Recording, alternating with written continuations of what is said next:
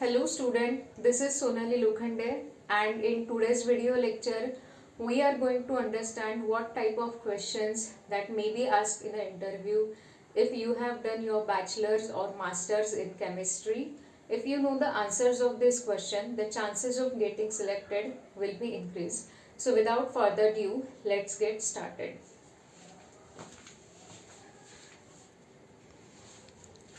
So our first question is what is a mole. तो mole को समझने के लिए समझो कि मेरे पास अ पेयर ऑफ सॉक्स है. अ पेयर ऑफ सॉक्स मतलब सॉक्स की एक जोड़ी है.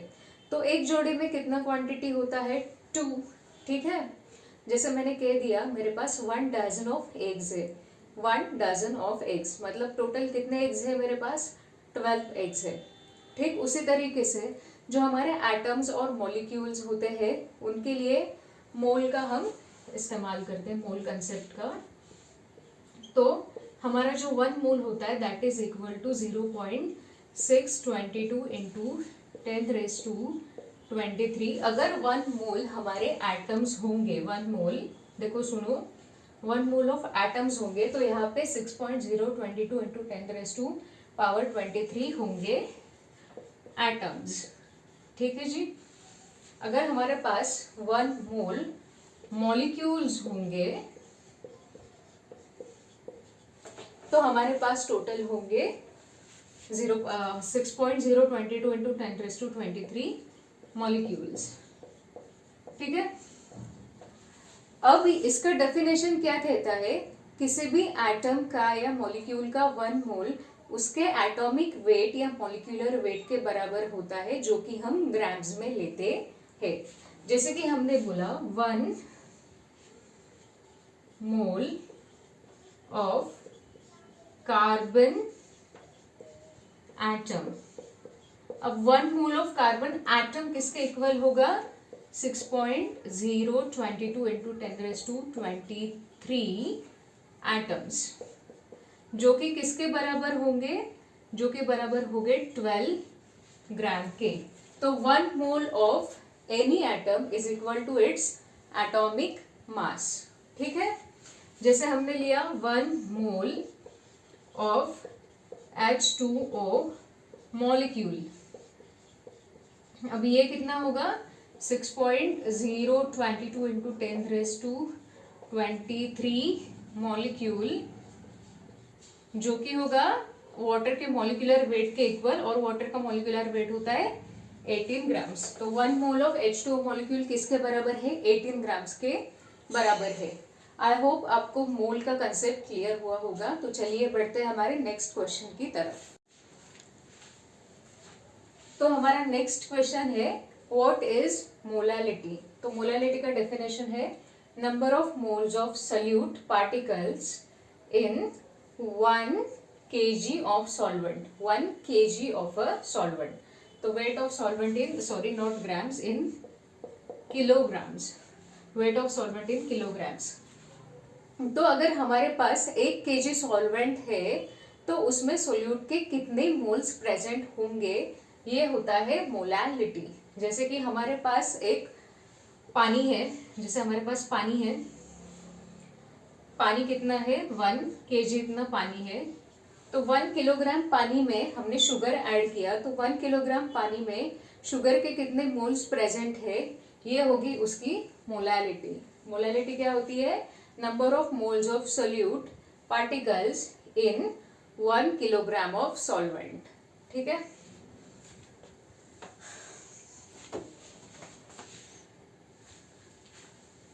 Our next question is what is a buffer solution. Buffer solution क्या होता है? तो बफर सॉल्यूशन एक ऐसा सॉल्यूशन होता है जो कि पीएच चेंज को रेजिस्ट करेगा, यानी कि उसका जो पीएच होता है वो ज्यादा चेंज नहीं होगा ऑन एडिशन ऑफ एसिड और अ बेस. तो कोई सॉल्यूशन है हमारे पास, उसमें हमने थोड़ा सा एसिड डाला या हमने थोड़ा सा बेस डाला, तो उसका जो पीएच होगा वो सॉल्यूशन का वो चेंज नहीं होगा. आमतौर पर क्या होता है? आमतौर पर हमारे पास अगर कोई सॉल्यूशन है और उसमें हम एसिड ऐड करेंगे तो उसका पीएच घटेगा, डिक्रीज करेगा. ठीक है. हम उसमें बेस ऐड करेंगे तो पीएच इंक्रीज होगा. बट ये जो बफर सॉल्यूशन होता है वो पीएच चेंज को रेजिस्ट करता है, इसका पीएच उतना चेंज नहीं होता। ऑल्दो पीएच चेंज होगा बट वो जो चेंज होगा ना पीएच में वो नेग्लिजिबल होगा, तो उसको हम कंसिडर नहीं करेंगे। अब नेक्स्ट क्वेश्चन आता है कि ये बफर वर्क कैसे करता है। तो देखो हमारे पास अभी है एसिडिक बफर। बफर सॉल्यूशन के दो टाइप्स होते हैं, acidic buffer and a basic buffer. तो अभी हम देखते हैं बफर वर्क कैसे करता है।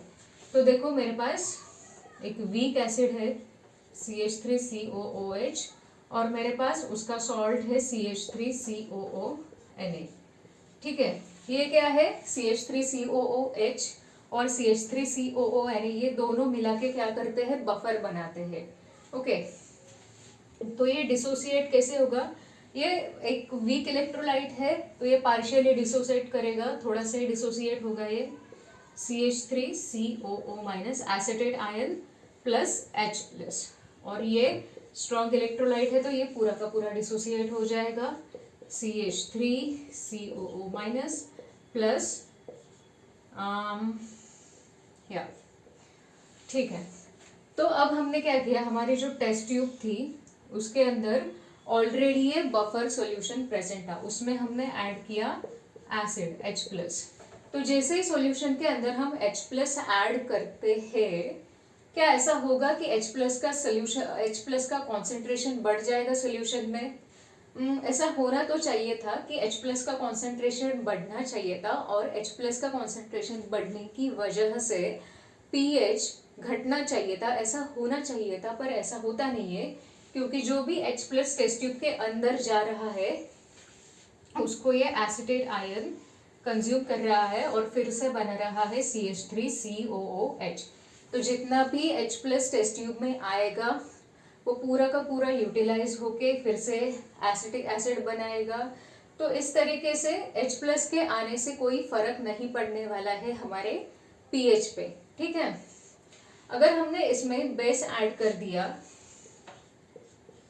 ओके, टेस्ट ट्यूब में हमने क्या किया, बेस ऐड कर दिया, तो अभी क्या होगा, बेस के आने की वजह से बेस अभी H प्लस के साथ कंबाइन हो जाएगा और H2O बनाएगा। तो क्या होना चाहिए था कि H प्लस का कॉन्सेंट्रेशन डिक्रीज होना चाहिए था, जिसकी वजह से pH बढ़ना चाहिए था, ऐसा होना चाहिए था, पर ऐसा होता नहीं है। क्या होता है, देखो ये OH माइनस H प्लस के साथ कंबाइन होके H2O बनाता है, पर जैसे ही यहाँ पे H प्लस का कॉन्सेंट्रेशन कम होगा ना, तो according to Le Chatelier principle ये जो इक्विलिब्रियम है वो राइट साइड में शिफ्ट हो जाएगा, फॉरवर्ड डायरेक्शन में शिफ्ट हो जाएगा, और H प्लस का कॉन्सेंट्रेशन फिर से बनेगा। ये जो CH3COOH है ये फिर से डिसोसिएट करेगा क्योंकि यहाँ का कॉन्सेंट्रेशन कम हो गया है, तो ये क्या करेगा, रिस्टोर करेगा, एक बैलेंस बनाना चाहेगा वो, तो उस वजह से H प्लस का कॉन्सेंट्रेशन बढ़ेगा और pH का चेंज नहीं दिखने वाला हमें। तो इस तरीके से बफर सॉल्यूशन वर्क करते हैं। ठीक है, आई होप दिस क्वेश्चन, मतलब इसका जो आंसर है ये आपको समझ आया, आई होप। ठीक है, तो देखते हैं next question. Our next question is titration. Titration तो बहुत किया है हम लोगों ने 11th 12th masters level, sorry bachelors level पे भी किया होगा टाइट्रेशन। तो टाइट्रेशन होता क्या है, टाइट्रेशन एक ऐसी टेक्निक होती है जिसमें हम लोग क्या करते हैं, एक ऐसा सॉल्यूशन यूज करते हैं जिसका कॉन्सेंट्रेशन हमें पता है, to find out the concentration of unknown solution. जिसका कॉन्सेंट्रेशन अननोन है, ऐसे सॉल्यूशन का कॉन्सेंट्रेशन फाइंड आउट करने के लिए नॉन कॉन्सेंट्रेशन वाला सॉल्यूशन हम लोग यूज करते हैं, जिसे बोलते हैं टाइट्रेशन। ठीक है, तो टाइट्रेशन में क्या होता है, ये ऐसे एक ब्यूरेट आपके पास होगी, ऐसा एक कॉनिकल फ्लास्क होगा। I am not very good at drawing so please understand. तो ये जो ब्यूरेट होता है, ये ब्यूरेट में हमारा जो भी सॉल्यूशन होगा, आई मीन जो भी सब्सटेंस होगा आपका इस ब्यूरेट के अंदर, उसका कॉन्सेंट्रेशन हमको पता है, कॉन्सेंट्रेशन नोन। ठीक है, इसको क्या बोलते हैं, स्टैंडर्ड सॉल्यूशन बोलते हैं, जिसका कॉन्सेंट्रेशन हमें पता होता है। और ये जो ब्यूरेट होती है उसमें हमारा ऐसा सब्सटेंस होता है जिसका कॉन्सेंट्रेशन हमको पता नहीं होता है। अब हम क्या करेंगे, इस ब्यूरेट को रन करेंगे, मतलब क्या होगा कि यहाँ से थोड़ा सा जो वॉल्यूम है वो इसमें ऐड हो जाएगा। तो हमको ये पता है कि लेट सपोज हमने इतना वॉल्यूम ऐड किया जो कि है 2 ml, मतलब ये जो हमारा स्टैंडर्ड सॉल्यूशन है उसका हमें वॉल्यूम भी पता है, उसका हमें कॉन्सेंट्रेशन भी पता है। जो ये अननोन सॉल्यूशन है उसका हमें सिर्फ वॉल्यूम पता है, लेट्स से इसका वॉल्यूम है 10 ml।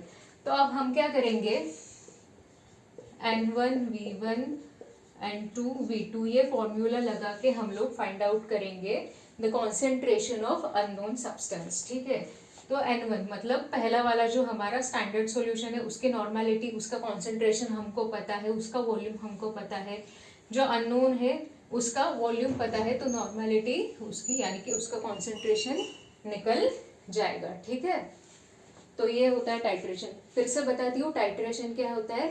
कोई भी अननोन कॉन्सेंट्रेशन वाला सॉल्यूशन हमारे पास है, कोई भी अननोन कॉन्सेंट्रेशन वाला जिसका कॉन्सेंट्रेशन हमें पता नहीं है, ऐसा सॉल्यूशन उसका कॉन्सेंट्रेशन हम फाइंड आउट करेंगे with the help of standard solution जिसका कॉन्सेंट्रेशन हमें पता होता है। ठीक है, चलिए नेक्स्ट क्वेश्चन देखते हैं। नेक्स्ट क्वेश्चन है what is the difference between molarity and normality. Molarity होता है number of moles of solute that are present in 1 litre of solution. 1 litre solution में कितने सोल्यूट के मोल्स प्रेजेंट है वो होता है मोलैरिटी। और नॉर्मेलिटी जो होता है number of gram equivalent that are present in 1 litre of solution. 1 litre solution में कितने ग्राम इक्विवेलेंट्स है उस सोल्यूट के, उसको हम लोग बोलते हैं नॉर्मेलिटी। अब आपको समझना ये चाहिए कि ग्राम इक्विवेलेंट होता क्या है। ग्राम इक्विवेलेंट को समझने के लिए आपको पता होना चाहिए इक्विवेलेंट वेट। अब ये इक्विवेलेंट वेट कैसे निकालता है, इसके लिए आपको पता होना चाहिए molecular weight divided by valency factor. अब ये जो वैलेंसी फैक्टर होता है ना, अगर एसिड होगा तो एसिड के फेस में वैलेंसी फैक्टर होगा बेसिसिटी। समझाती हूँ, देखो देखो हमारे पास अगर HCl है तो HCl का बेसिसिटी होगा 1। क्यों? क्योंकि जब ये किसी भी एक्वियस सॉल्यूशन के अंदर जाएगा, जब भी ये एक्वियस सॉल्यूशन फॉर्म करेगा HCl, ठीक है, तो ये कितने H प्लस देगा, एक ही देगा। जैसे अगर H2SO4 है तो वो कितने H प्लस देगा ऑन डिसोसिएशन, 2। तो इसकी बेसिसिटी हो गई 1, HCl की बेसिसिटी 1, H2SO4 की बेसिसिटी हो गई 2। बेसिसिटी का मतलब होता है कि डिसोसिएशन होने पर वो एसिड कितने H प्लस देता है। तो एसिड के केस में वैलेंसी फैक्टर होता है उसकी बेसिसिटी। तो इक्विवेलेंट वेट हमको फाइंड आउट करना है H2SO4 का, तो क्या आएगा, मॉलिक्यूलर वेट आएगा H2SO4 का, मॉलिक्यूलर वेट आएगा H2SO4 का डिवाइडेड बाय उसका बेसिसिटी। बेसिसिटी कितना है, 2 है। तो इसका जो भी आंसर आएगा वो होगा उसका इक्विवेलेंट वेट।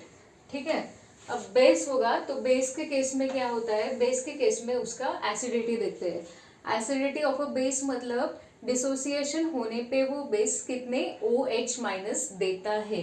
जैसे कि NaOH है तो NaOH का इक्विवेलेंट वेट हम कैसे निकालेंगे, देखो NaOH कितने OH माइनस आयन देगा ऑन डिसोसिएशन, एक ही देगा। तो इसका जो वैलेंसी फैक्टर है वो होगा एसिडिटी, और एसिडिटी होगी 1, तो यहाँ पे लिखेंगे 1 और NaOH का molecular weight, molecular weight of NaOH divided by उसकी एसिडिटी, तो ये निकलेगा उसका इक्विवेलेंट वेट।